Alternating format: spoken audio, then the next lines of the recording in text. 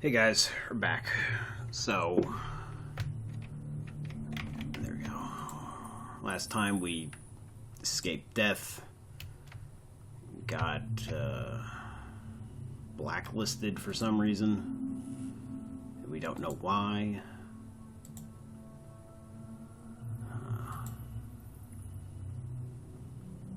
Can't seem to get in here. Though it looks like I should be able to.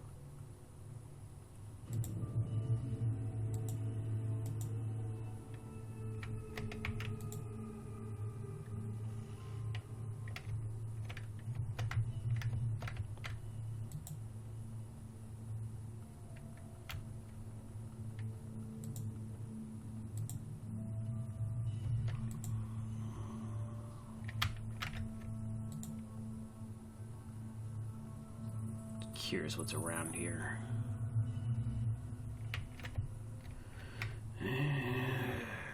Doesn't look like anything. I guess we gotta climb up.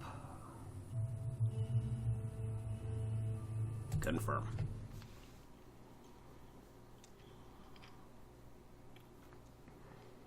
You scramble up a ladder and through an accessway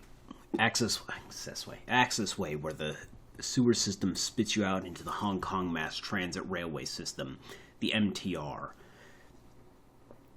Crossing the rails, you climb up to the platform and into the station. Above you is Haoi, where the rat shaman and the little decker plan to plead your case to kindly Chang, the one woman they know who can help you get underground and off the grid fast.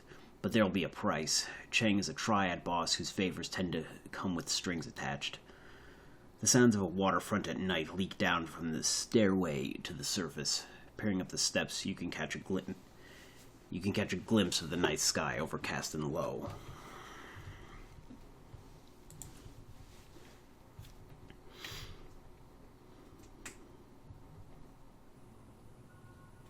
Night 5 camera. All right.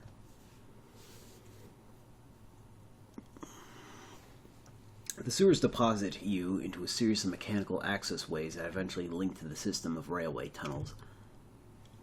Gobbet leads you through 5 or 6 magnetically sealed doors and across several sets of electrified tracks until she indicates you've reached your destination. Let's hope that those don't go off. This is the MTR station for Haoi. Once you go up those stairs, you'll be in our neighborhood. Kindly Cheng runs her operation out of a mahjong parlor there called Swift Winds. Of course, mahjong. Wu rips off his goggles. There's an APB out on us. How do you expect us to get to the Swift Winds place without taking a bullet?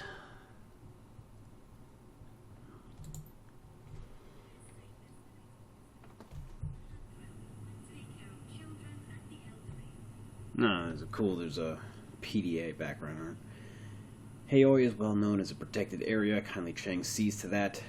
It's a shadow community, smugglers, hijackers, black marketeers. You get the idea. Cops tend to give the place a wide berth. Isabel gives a shallow nod. Her gaze remains planted on the floor. Police cameras don't last long here. Between the smog and the cloud cover, we shouldn't have to worry about drone surveillance either. The HKPF won't find you, not if you follow our lead.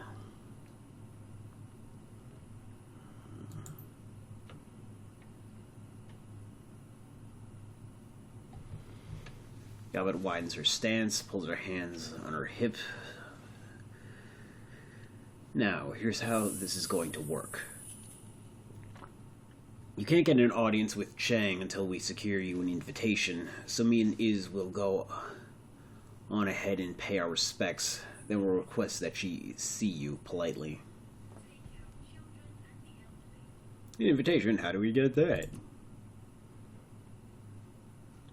The rat shaman smirks. We'll kiss her ass until it shines. Isabel sighs. That's about the size of it. Gobbet holds up a hand. One more thing. Kindly Cheng is a dangerous woman. She may seem friendly, but don't let your guard drop, and whatever you do, do not disrespect her.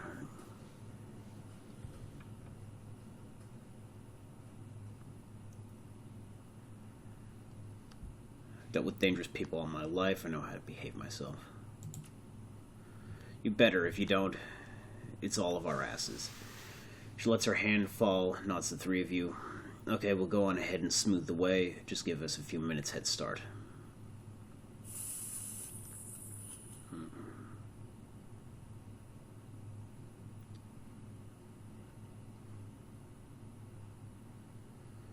Alright.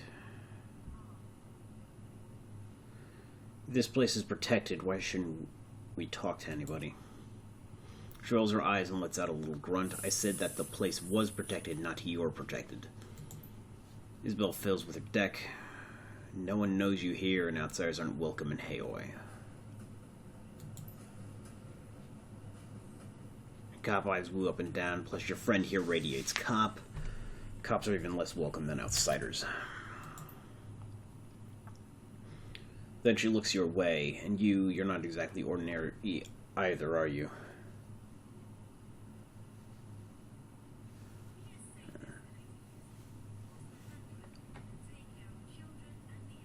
Anyway, that sounds almost too pretentious. I mean, I know this will get me killed, but yeah. Yeah, that's what I'm talking about.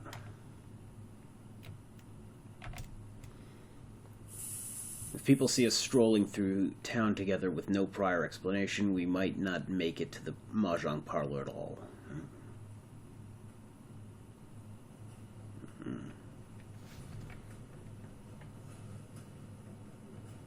Yeah, thanks for the help.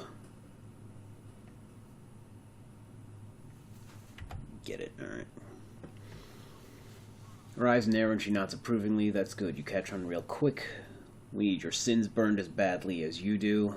We need to figure a way out of this shit, or we're all dead. She quickly turns away. See you at the mahjong parlor. Shadowrunner's footsteps quickly fall away, and then you're alone with Wu. He grunts something unintelligible and begins panther stalking back and forth again. Footprints of sewer, water, and muck marking his path on the subway platform behind him.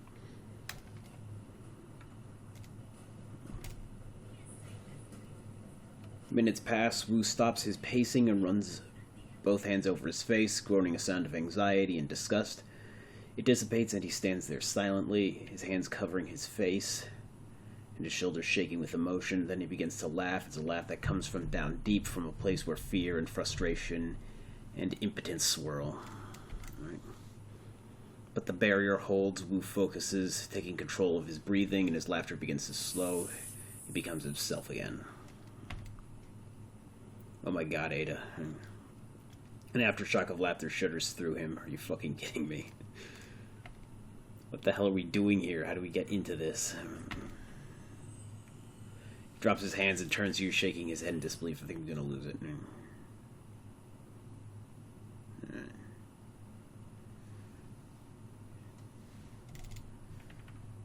Do what you gotta do, but make it fast.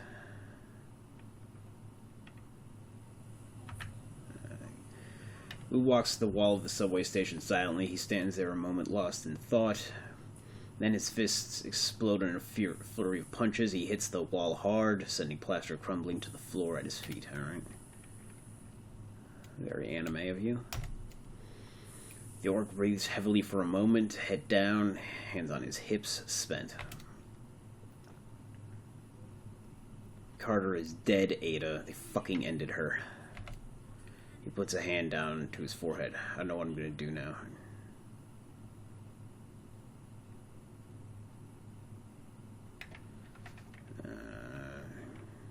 Sounds like she was more than just your partner. He turns to you with a blank face. More than just a partner, of course she was. She was my training officer, you idiot, my mentor, alright. Looked like you two were close. Wu waved you off with a gnarled hand. Carter was my partner, she had my back. Do you get how important that is? What it means to lose that? When you're out there on the streets facing down a food riot, you need to know someone's looking out for you, that you're standing next to someone you could depend on. That was Carter.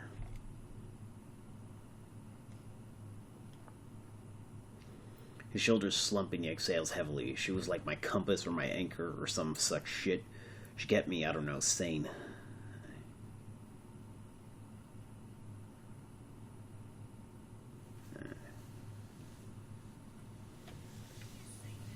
You're sane, Duncan. This is shock and grief, alright? Yeah, I suppose so. He steps back, sucking in a deep breath. Screw it. Whatever she was, I'm throwing her down the memory hole. You know why? He snarls, spits, because it doesn't matter now, alright? Okay.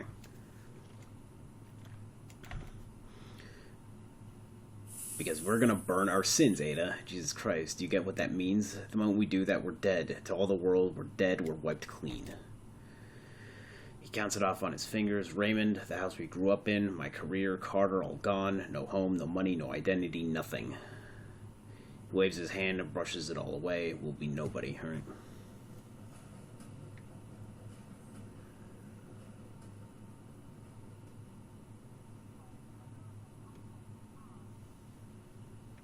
You're street kids, Duncan. We're used to being nobody. Just chill. What does he need right now? Need fake cool. Fake cool. Support. Tough love. I don't know.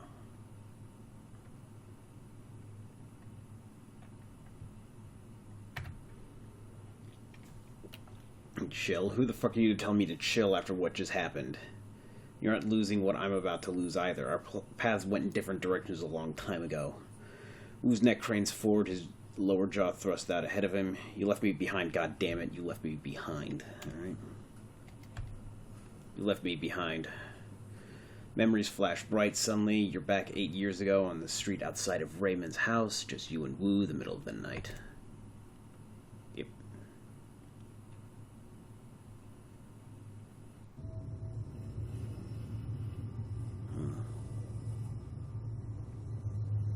You can't just leave like this, Ada. What am I gonna say to Raymond? You know how he is. I mean,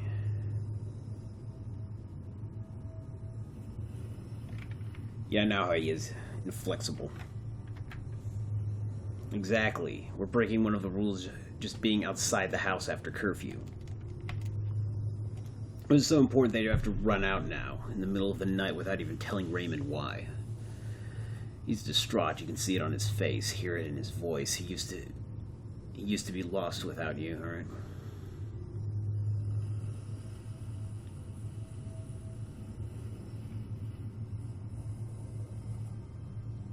Alright.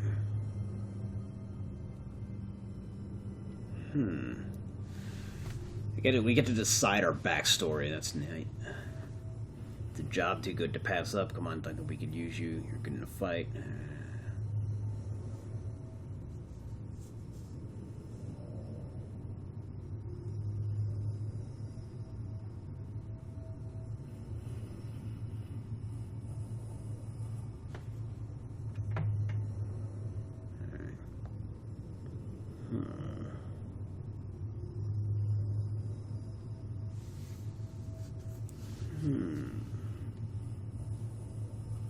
It's interesting.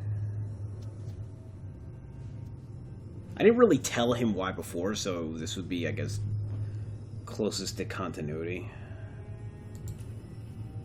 His eyes widen. Can't talk about it. He shakes his head. I don't like this, Ada. It sounds like the kind of shit we said we'd leave behind. Look, whatever's going on, I can tell you one thing, Raymond will not approve.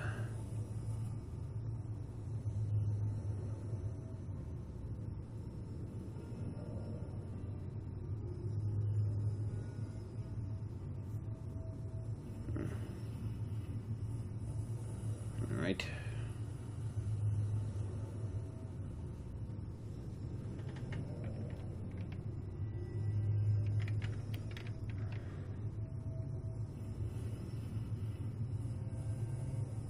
Alright. You remember the look on Duncan's face as you walked away? The events that followed were a blur. One that you don't care to remember. 3 days later, you're behind bars in a private corporate prison. No interrogation, no charges, no appeal. Years later, some corporation bought some other corporation, and a new board of directors pushed through some sort of reform agenda, and the higher-ups gave an order. Then you were out with a few hundred new yen to your name and one scary as hell non-disclosure agreement ensuring your silence. Not that it mattered to you anymore. You were starting fresh, determined. Until Raymond tracked you down, left you that voicemail, brought you to Hong Kong and back together with Duncan Wu.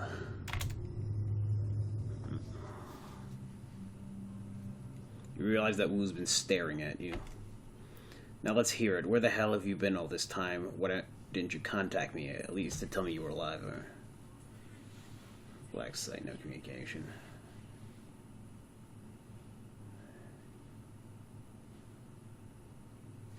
Alright. Corporate black site, no communication. No shit. He squints at you full lie detector mode. Oh fuck, I had no idea.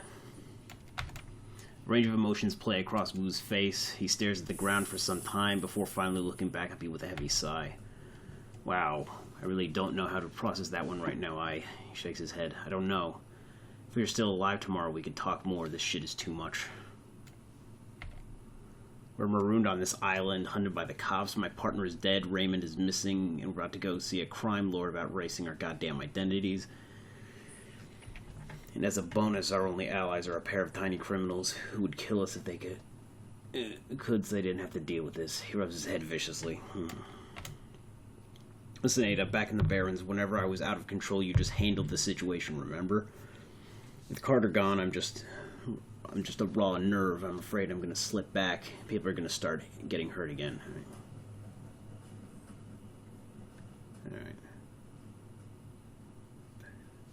Alright. I got your back, Duncan. He stares at you hard like he's trying to see something inside your head. His voice comes out flat. We'll see. Just don't press it. I need time to get used to you. Let's go meet that triad woman and get our damn sins burned. I want to rip off the bandage as fast as I can. Alright.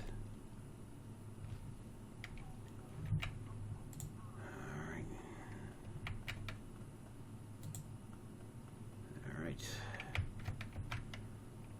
So I feel like we're going to use this cell again if there's shit over here.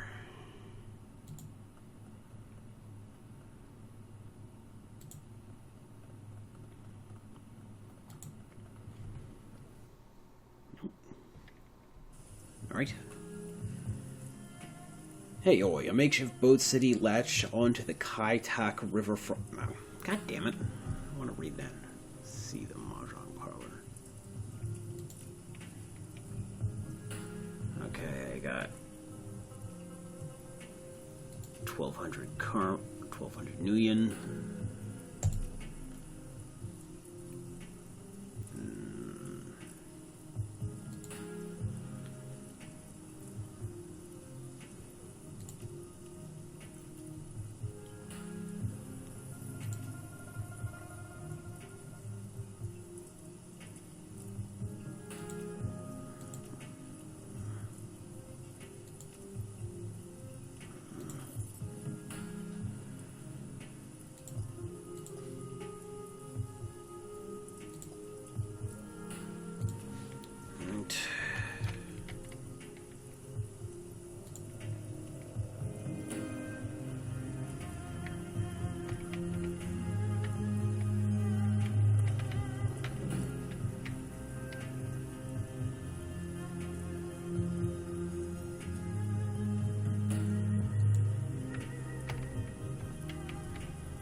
Here, Frederick Caffey.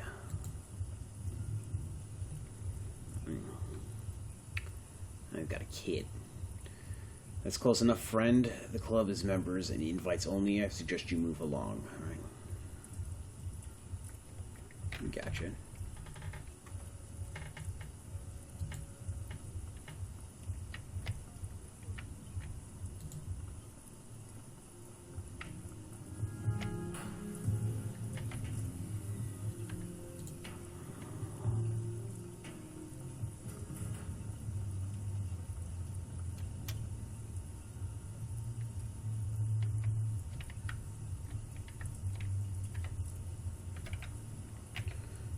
Triad guard.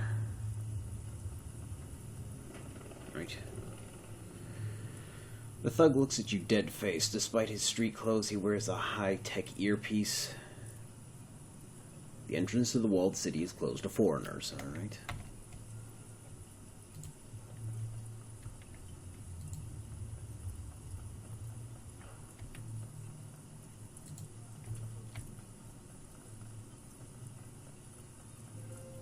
Let's use intercom. A massive steel security door is set into a bunker-like concrete wall. There is no sign or identification of what this place is. A battered intercom is encased in a cage of welded steel and armor glass. Grainy letters are barely readable on the screen. Crom Alley, medical services and mechanical repair. Premises protected by deadly weapons and infectious diseases. Alright, press the buzzer. There's a crackle of static, then a brusque voice answers. What do you want? The voice's Cantonese is precise, but the accent sounds American, alright?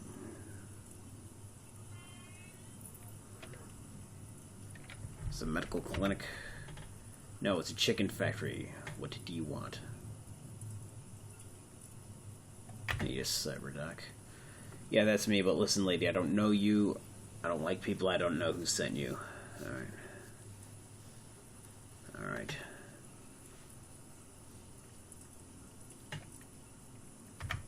Try that. Yeah, those two drag some of your prizes out of the river.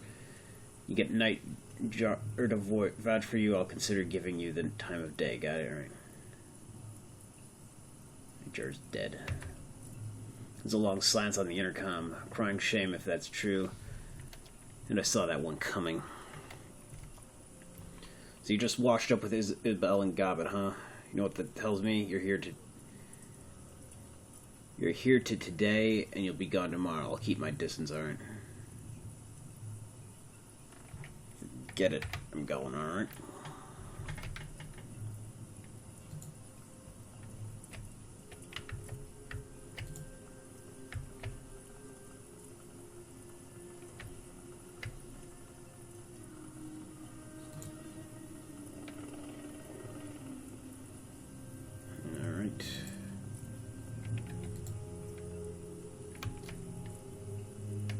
Don't mess with the law.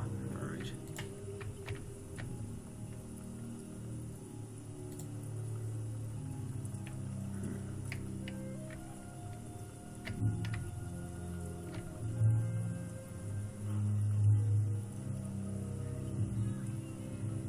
Mahjong parlor.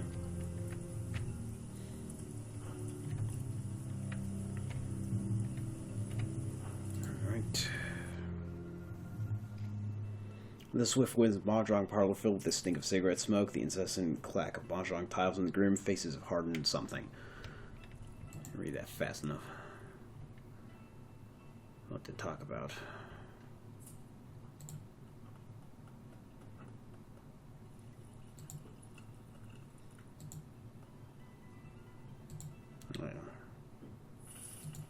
Alright. You can feel every eye in the room as you cross the Mahjong parlor to the middle-aged woman sitting patiently at its end. The click-clack of ivory-colored tiles stops, hands stay beneath tables, into jacket pockets behind backs. The woman has the face of a prison guard and the demeanor of an inmate. Her salt and pepper hair is pulled into an iron-hard bun, and beneath it 2 shiny black eyes offer nothing but soon on a doll. A nearly empty bottle of something foul rests on her Mahjong table. Nestled between a pair of dirty shot glasses, tiny puddles of brown linger at their bottoms. Gobbett and Isabel stand on the other side of the table, heads lowered, shoulders slumped, hands clasped. They risk a frightened glance at you as you approach.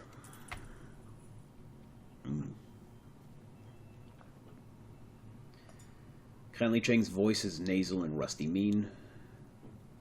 My little pair of fuck-ups here told me all about what happened on the docks. She dips a pinky into a shot glass, brings it to her mouth, removes it with a sharp smack. How two of my best runners had their heads put out. How you need protection, and how you need to get your identities wiped before you get your heads put out too. Potentially leading the heat to my front door, placing me and everyone in my employ in danger. She fingers the rim of her glass, so wise, so very... Oh shit, jeez. Yeah.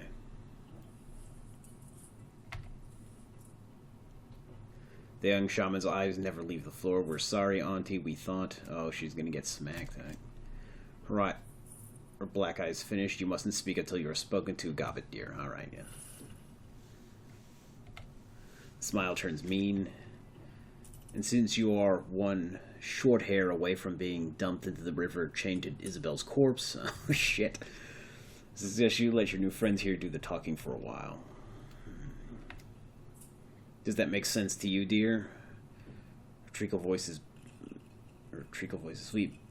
His back, sweet, nasal, and grinding. Dark circles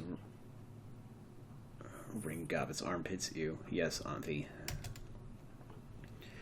Cheng inclines her head gently. Very good. You learn so quickly.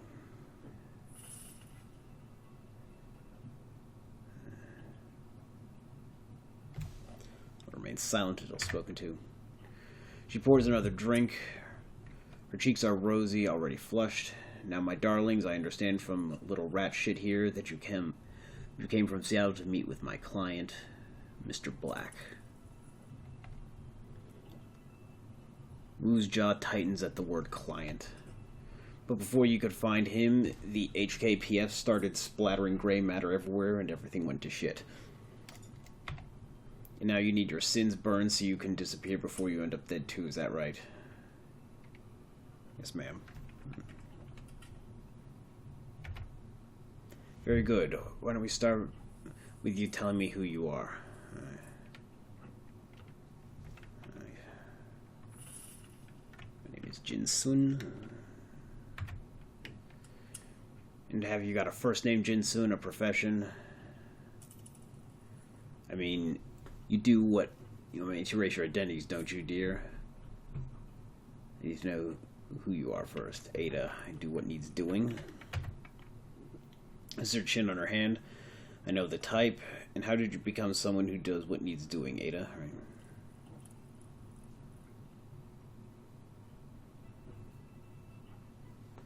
Right. I'm not in the young.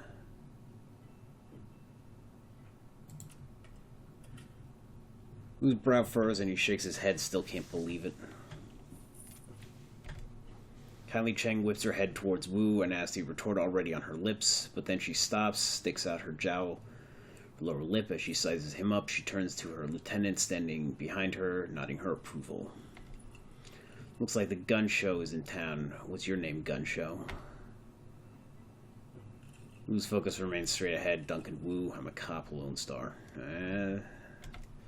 I hear there were some fresh corpses found on the docks tonight. Smugglers, I believe. Didn't sound like the Hong Kong police when I heard about it. You're doing Duncan Wu? Wu's eyes remained fixed on a spot on the wall behind her. He smolders. I identified myself as a Lone Star, but they wouldn't stand down. They had weapons. It was self-defense. She puckers her lips at him, her voice sing-song. I don't care, sweetie. They weren't my people. But now I know you're a life taker, Mr. Gunshow. You and your friend here. She begins arranging mahjong tiles on the table in front of her. But now I'm curious. Why were you meeting Raymond Black on the docks tonight? Black is our foster father.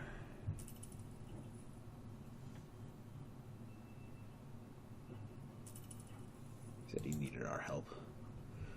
Cheng's black eyes flash. Really? You have a lot of 65-year-old friends who need to fly around the world to help. He raised us. Raymond Black is our foster father. That makes her pause. Cheng lifts the bottle of swill and eyes the label, connecting the dots in her own head. Interesting. Look of disgust passes over her face. Sorry, kids, but he was looking like shit when I saw him. Eyes half open, dark circles around them, dragging his feet the whole bit. She tisks in displeasure. Your foster daddy was in a bad place. I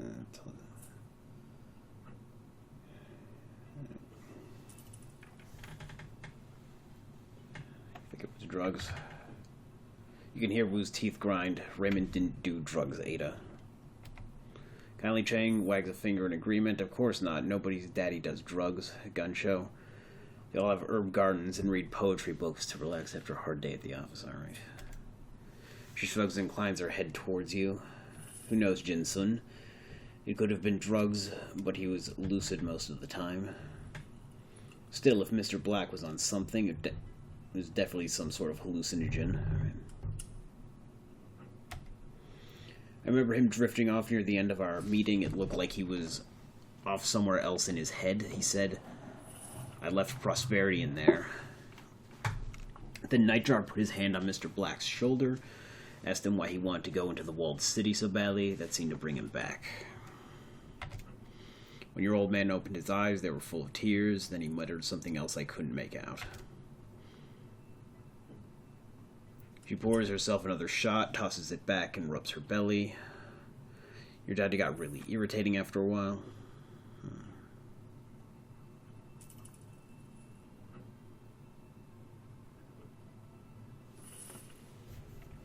How do you leave Prosperity? Do you think Prosperity could be a person? I have no fucking clue.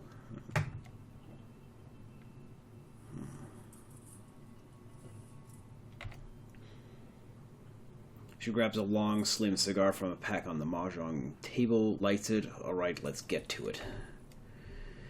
She exhales smoke and points two fingers at you and Wu.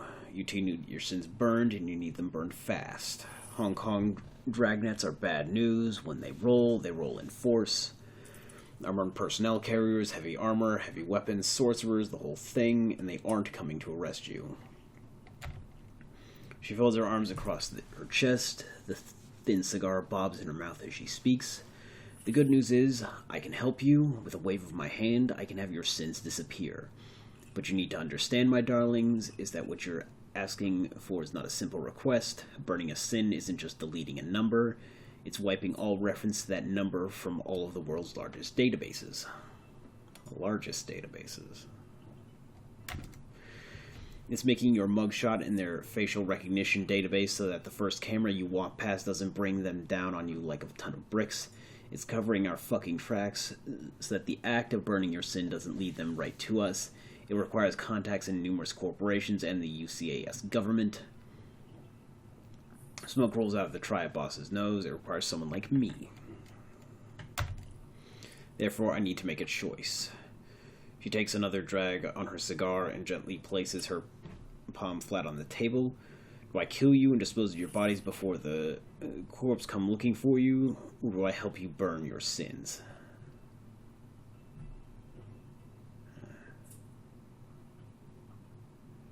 We're more valuable alive. Help us, and we'll help you. All right.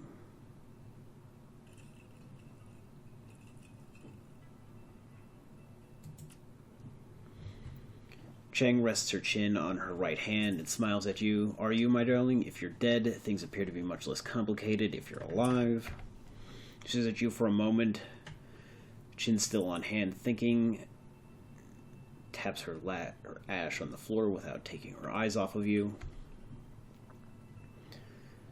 A low, reluctant growl rumbles somewhere deep in her throat. Okay, you live for now. I'll put your sins to the torch. However, I'll need to call in several valuable favors within my network to do it, and those favors do not come cheap. Kylie Cheng stubs out her cigar. You will owe me.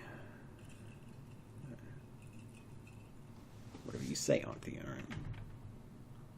What do you want us to do? I want you to deliver a message for me to a business associate in the walled city. The Yellow Lotus has a strong presence inside, Ada. Isabel can tell you all about it, can't you, dear? Isabel grew up in the walled city. Isabel's eyes remain lowered. They collect taxes for the corporations, extort protection Money from shopkeepers run drugs, guns, people. They hurt people. We do those things, yes, but to be fair, we also operate the walled city's black market. You might not be alive today if it weren't for the lifeline that we provide. His belt clams up tight. Chen picks up a mahjong tile and turns it with her fingers.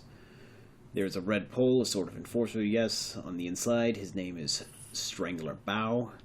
Bao is a strong man, a good soldier, but he has forgotten his place. I need you to remind him, alright?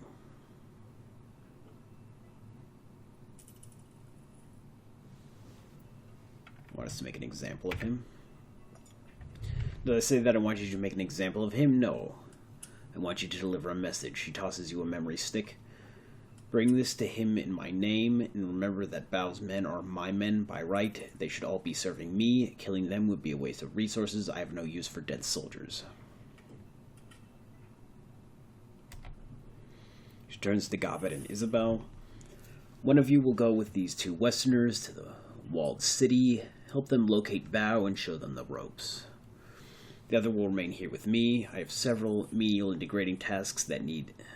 Alright.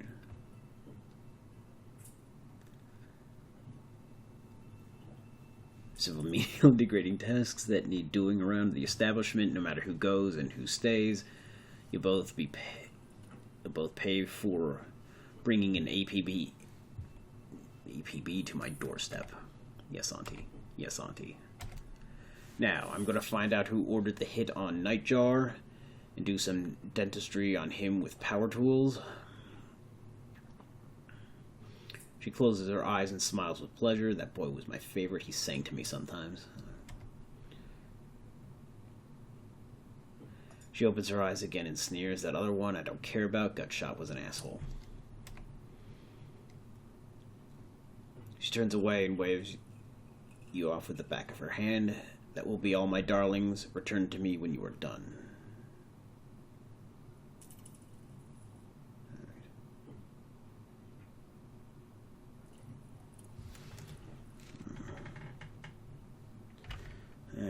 If I'm polite, one last question, Auntie. She keeps her back to you, but you can tell she's making eye contact with her lieutenant. Why not? Apparently I'm feeling generous today. All right. All right.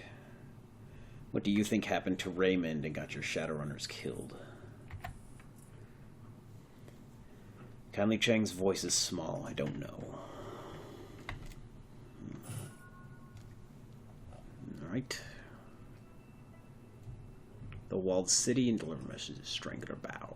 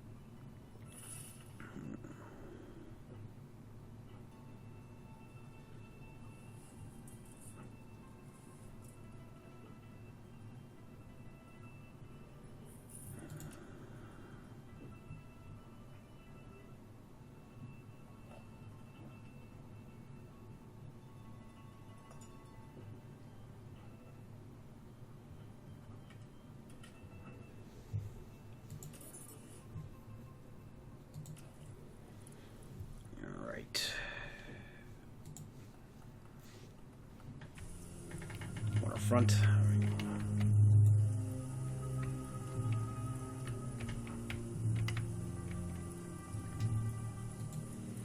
Smuggler.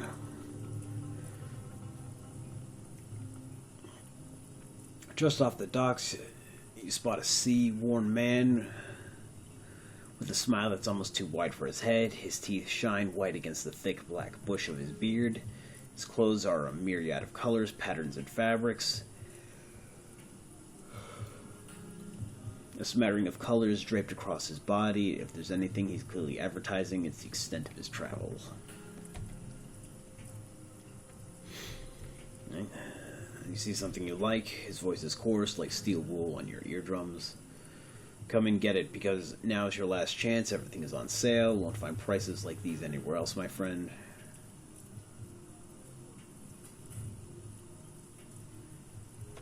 Show me what you're selling. Right.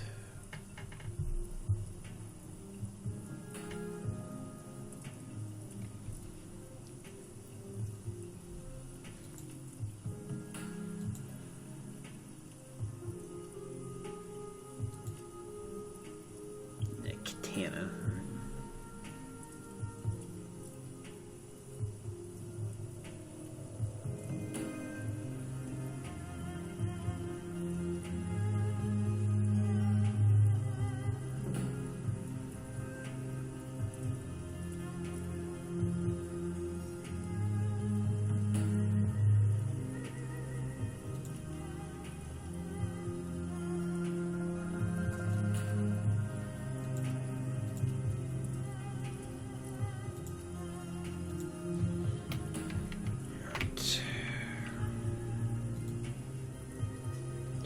Hole.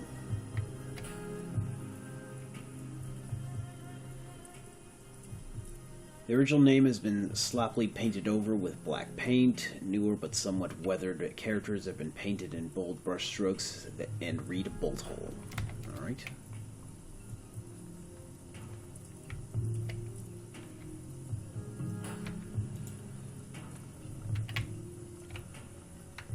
This area is large.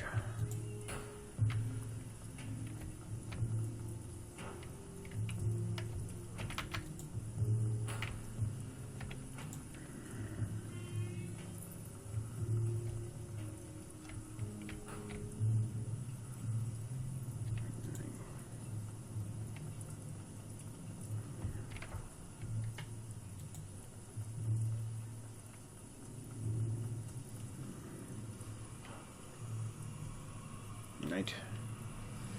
Again, I thought I told you to fuck off. I'm doing a job for kindly. A job for kindly, huh? You and every other hood in the Kong. Come back if you get some wheels around here, otherwise fuck off. The person sagging me kind of goes that, alright?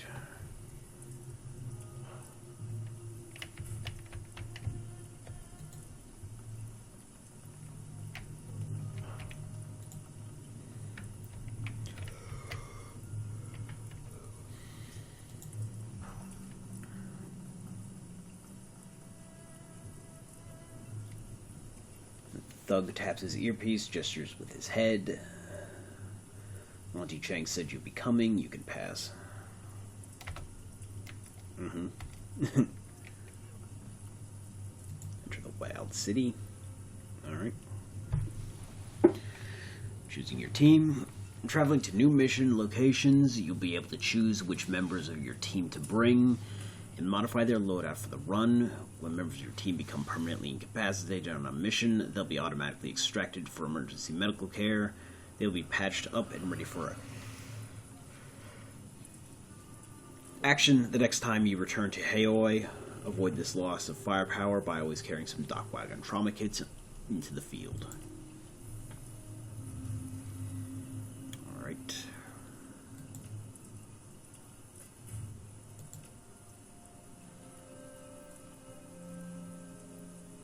Bulk.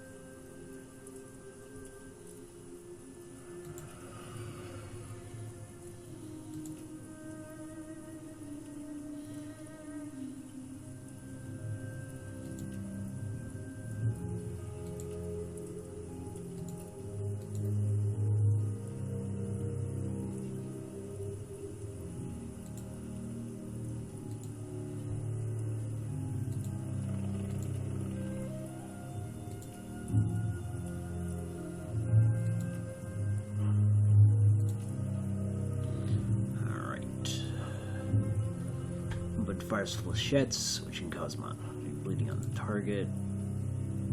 Fires miniature grenades.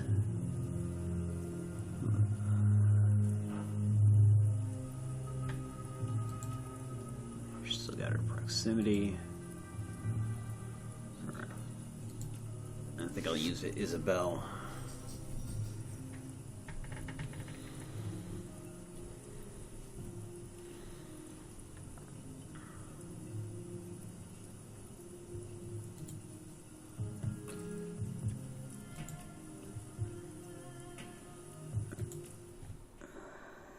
I need a Decker one way, probably. City of Darkness. Kowloon Walled City, the most densely populated spot on Earth. Nearly 40,000 people crammed into 7 acres of chaos. Poverty, disease, and vice. A self-contained city that collects no taxes and provides no city services. Stagnant water sits in temporary wells. Trash lies piled on roofs for controlled burns. Improvised structures lean dangerously over populated areas. It's the ideal breeding ground for all manner of illicit trade, drugs, gambling, black market trade, metahuman trafficking, and everything in between. The only law is triad law.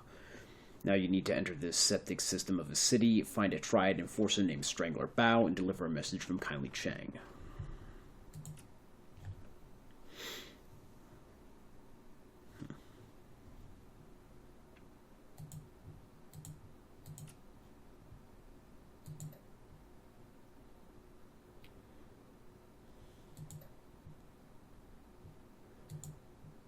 Equipment and stash.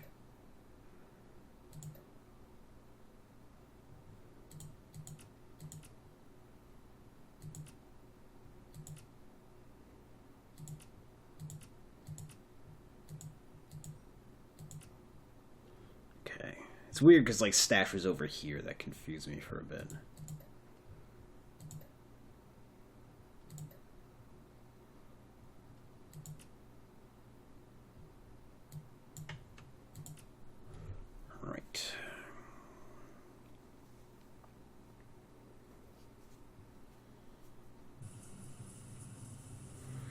You have Karma Veil to improve your character's attributes and skills. Open the Karma screen. Wait till I have a little more. Foul, oily water rains down from above, mixes with the filth and offal and swill of the streets, turns it into a flowing slurry of unrecognizable sewage. In the distance, the sounds of back alley activity add to the ambience of your arrival. Breaking glass, the crackling hiss of a garbage fire. Faint screams of terror punctuated by the occasional gunshot. Sex and business and violence and misery blended into one. Wu winces at the stink, waves a hand in front of his face. Raymond said that prosperity is in the walled city, but I don't see it. Why the hell would we want to set foot in this place?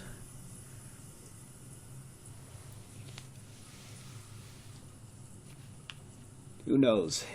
He'd have to be insane to travel to the walled city, as I think we said it's the worst slum in the Eastern Hemisphere, maybe the worst in the world. She does her best to suppress her shudder, can't keep the dread from creeping into her voice, can't believe I grew up here.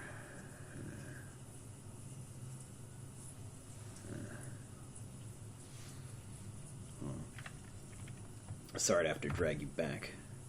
Isabel looks around her, closes her eyes. You could have brought Goblin instead. I would have been cool with that. She peers up at the catwalks and sky bridges that connect the rotting tenement's sagging architecture. Frowning, she points to a spot in the distance. There was a market over there when I was a kid. Might not be a bad place to start. I thought you knew where to find Strangler Bao.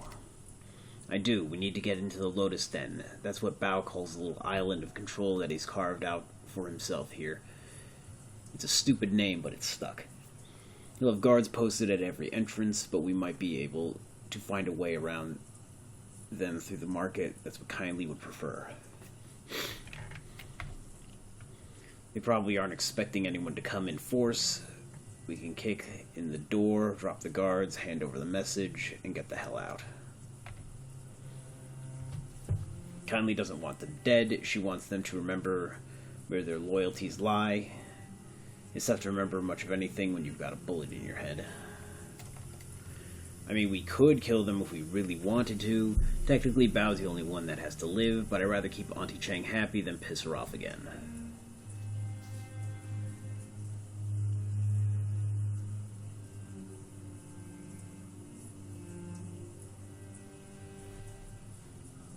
Alright, this group's safety is my biggest concern. We don't need to risk our necks for a bunch of triad thugs. I like the way you think. The Decker looks around her, wrinkles her nose. I want out of this place as fast as possible. Damn right, let's do this.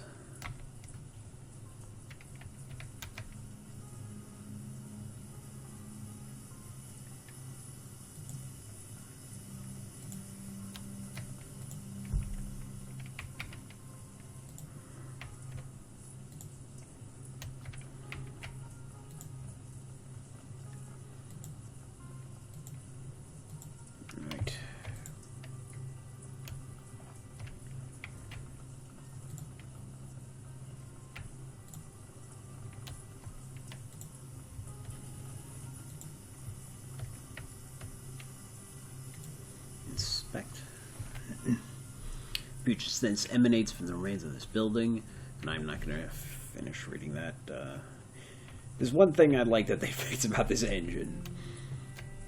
Like, one fucking thing is that those, like, little text blurbs don't go away, at least until you... Bloodied woman.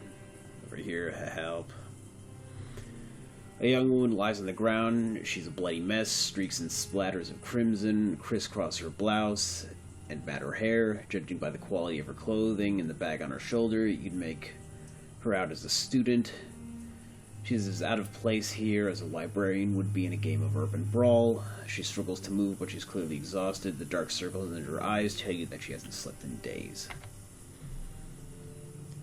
When the woman sees you heading her way, her face hardens. You see her hand slipped into her jacket pocket, but she studies your faces. The fear in her eyes gives way to curiosity.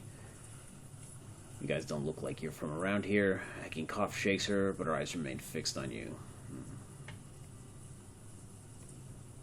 What happened to you? She looks like she can barely keep her eyes open. Predators, I'm okay though, the blood's theirs. Thought I'd rest here for a minute before I got back to work. I'm a student at HKU. She glances around watchfully over your shoulder at the buildings looming above her, into windows nearby, doing some research. Gotta finish before I can leave, alright? Kind of research.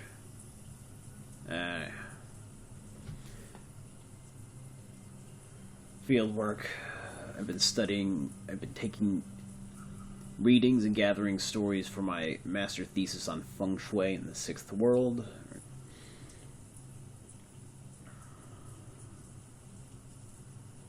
What does feng shui have to do with a slum?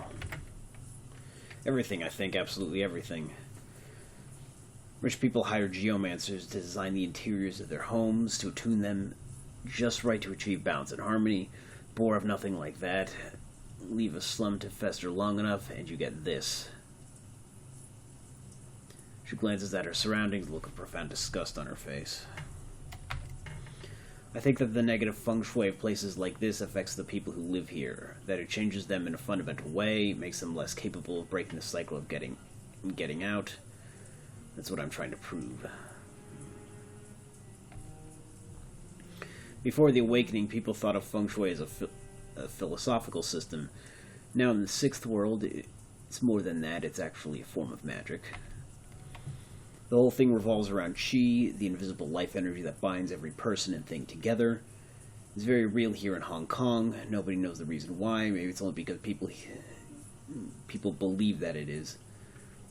The important thing is it's a measurable, quantifiable phenomenon, and that's an entire industry that's grown up around it.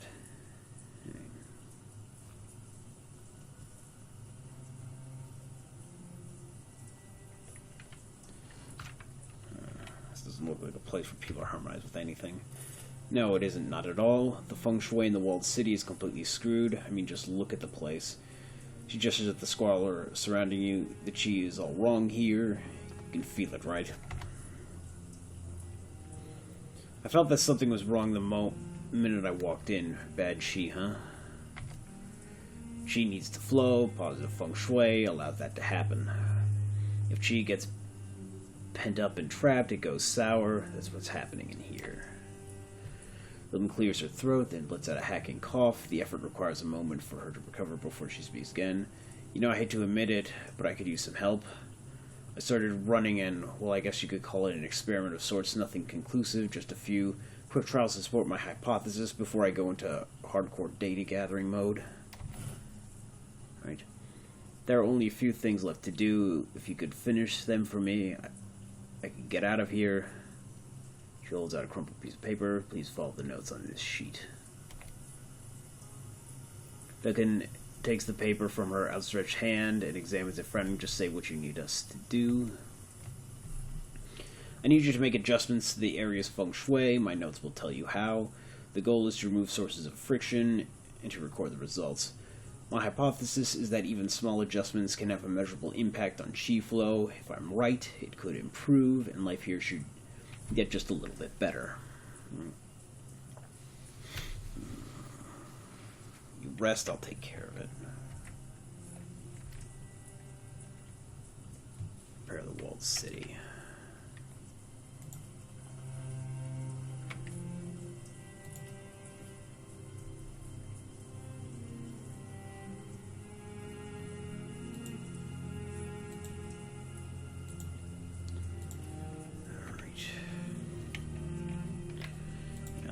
Look at items or something.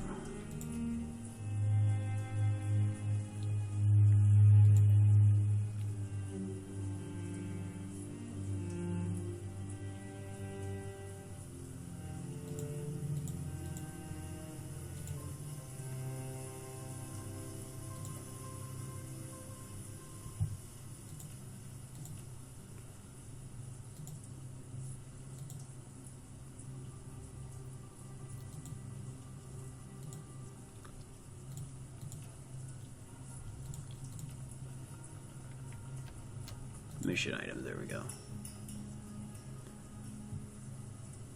Sparkling wires, trinket man, broken water shutoff valve, lower level. Bring tires past market.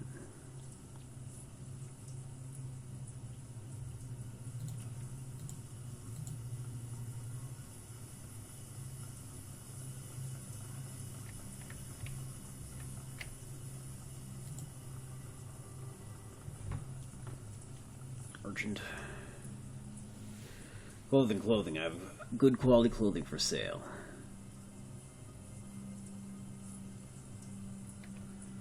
What's the news here? Anything interesting?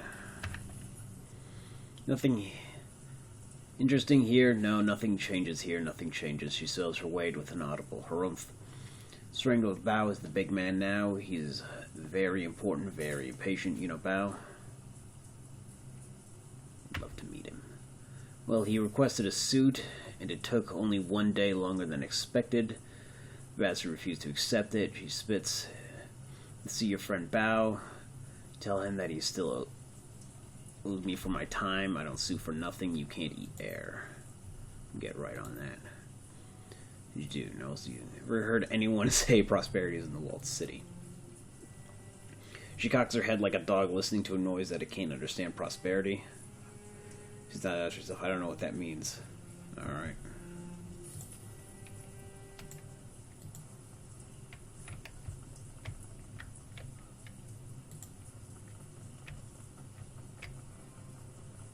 The same group of kids over there.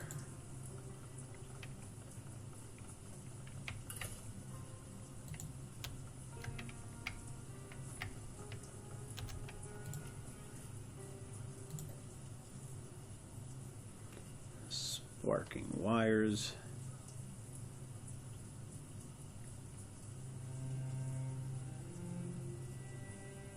Lower level.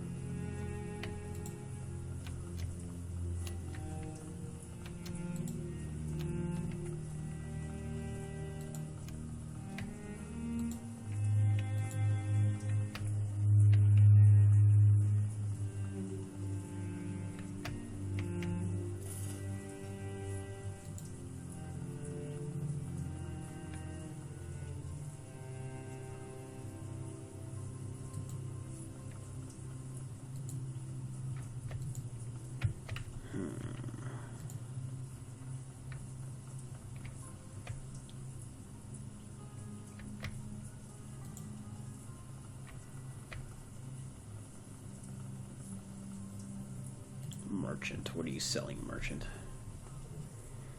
Right.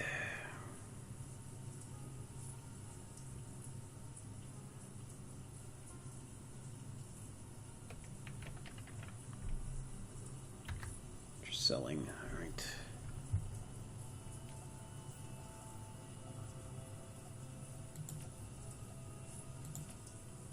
No. Is that something that someone would say around here? See around. Right. Wires are sparking dangerously just above the doorway. Isabel, can you fix this? Sure, it's just the basic electrical work. I patch cables in my deck all the time. A quick patch job with some nearby waste rubber leaves the wires safe once more. Alright.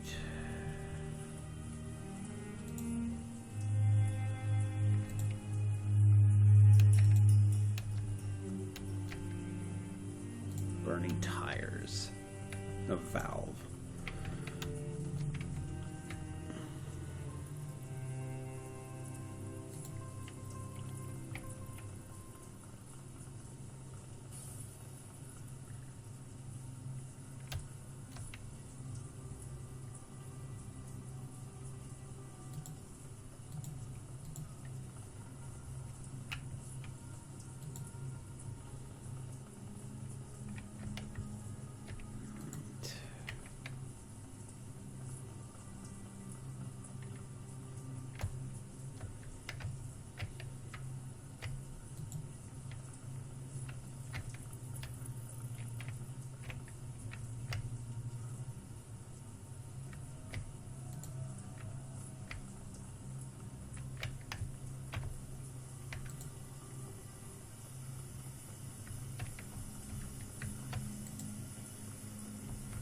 Alright.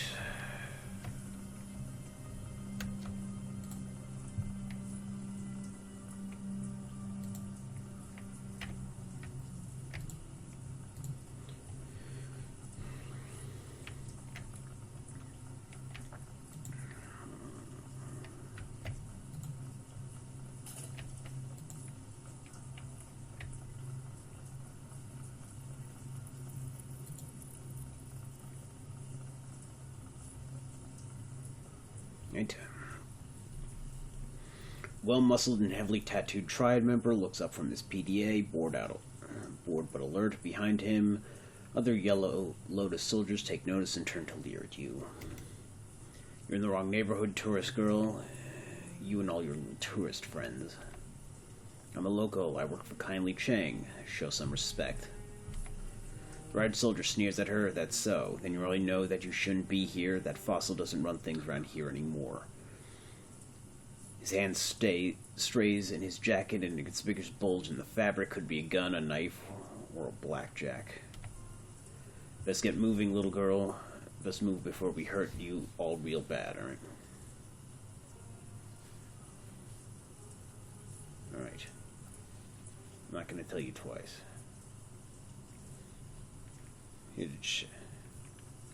Getting up. This belonged to Bao. No. This belonged to Bao. I got lost. Alright.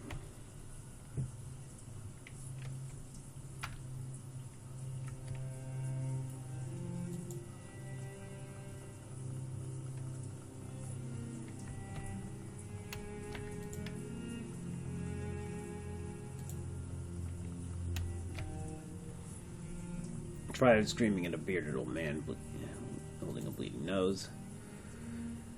The punk wags a cheap, disposable cred stick in the old man's face. The bright plastic case, would look cheerful if it weren't smeared with blood.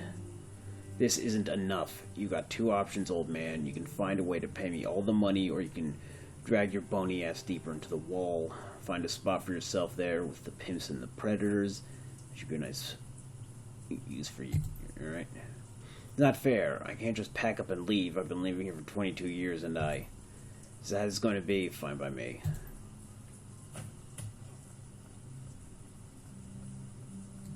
Suspect. He's out cold.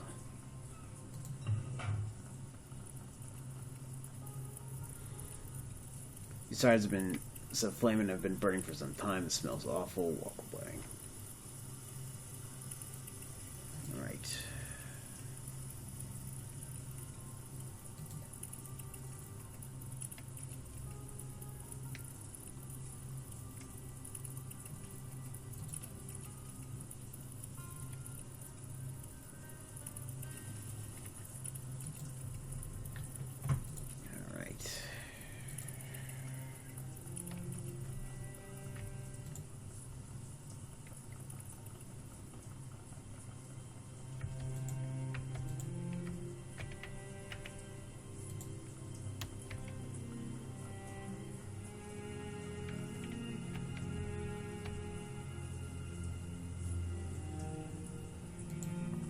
Bucket of sand. I bet I use that to put out the...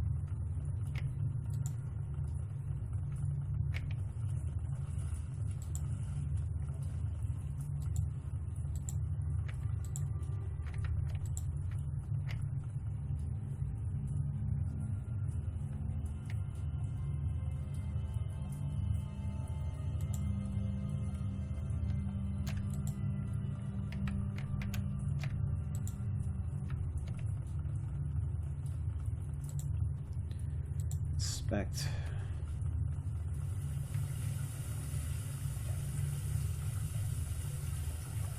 Alright. This old rusted water valve might be able to close off the flow of water that's pouring out of the broken pipe, alright? Knife strength 3. Wrench on the shutoff controls. Water ceases, let's... the streets now.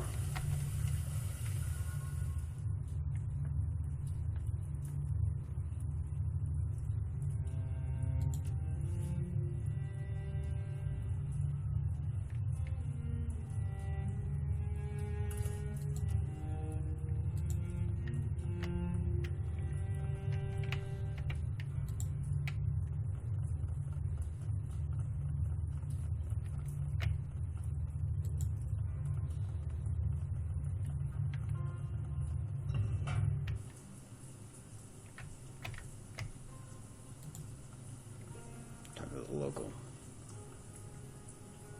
Night.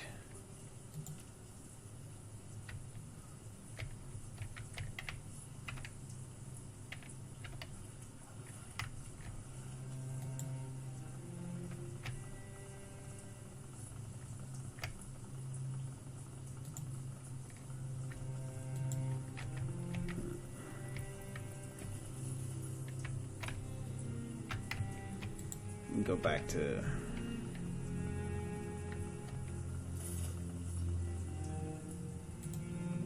her.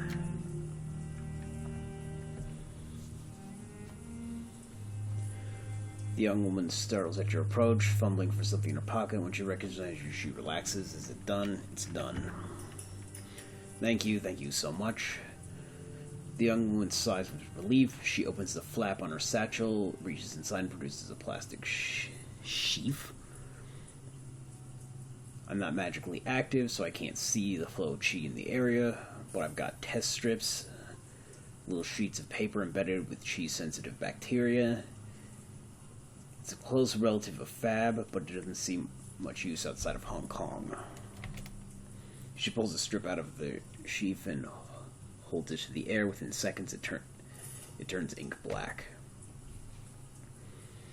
She lets out a dejected sigh, her eyes shifting from the strip to her watch.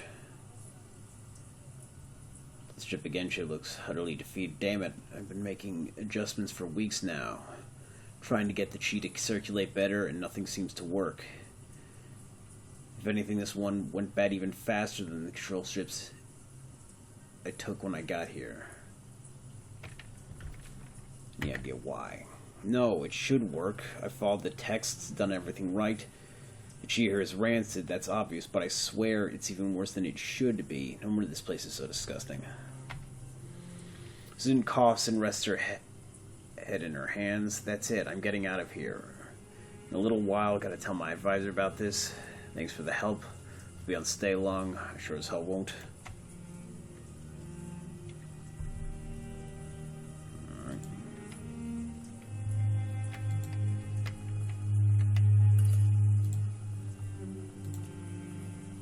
I mean, 9 karma is not nothing.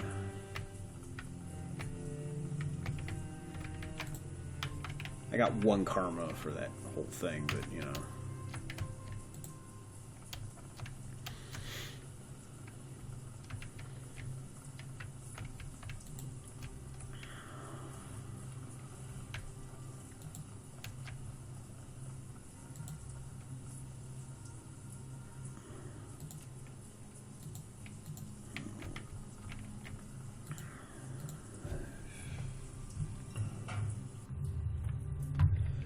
Yeah, I think I'll call it quits for here.